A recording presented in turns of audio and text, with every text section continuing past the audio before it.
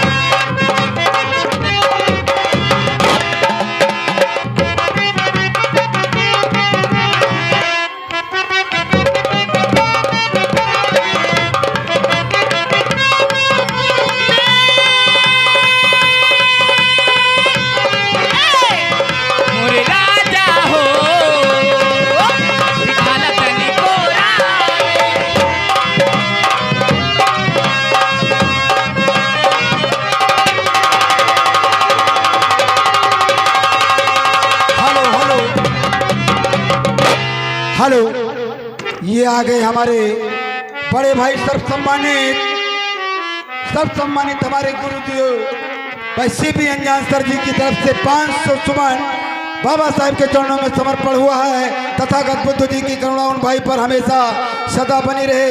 ये आ गए हमारे सम्मान्य माननीय भाई Lalit Mishra manager director global public school Raipur. इन भाई की तरफ से, इनके विद्यालय परिवार की तरफ से, सुनील भाई की तरफ से बाबा जी के लिए 1000 सुमन समर्पित दान आया।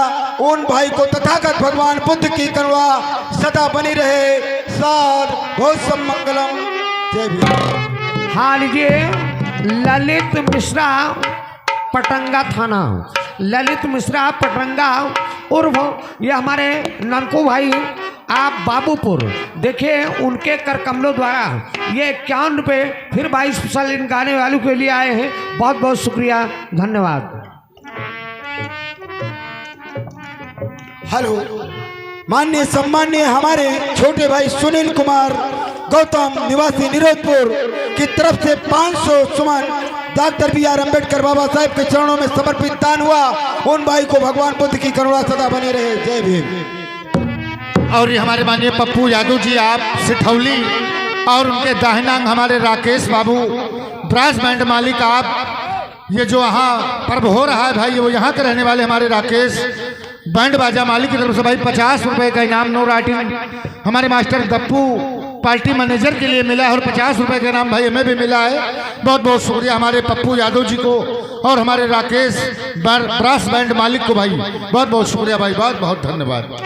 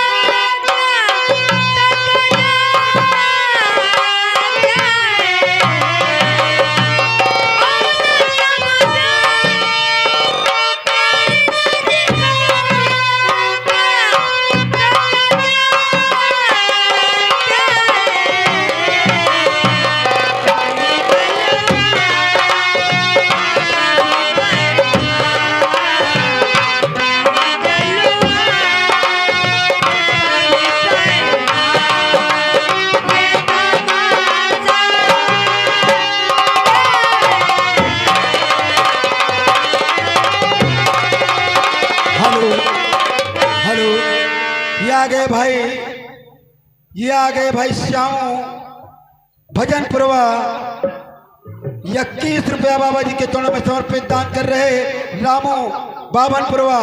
ये आ गए हमारे रामू दिल्ली वाले 21 रुपया बाबा जी के चरणों में समर्पित दान कर रहे। अंजनी भाई सम्मानीय अंजनी भाई सिठौली 100 मुद्राएं बाबा जी के चरणों में समर्पित दान कर रहे। विक्रम यादव महमूदाबाद 500 मुद्रा बाबा जी के चरणों में समर्पित दान कर रहे।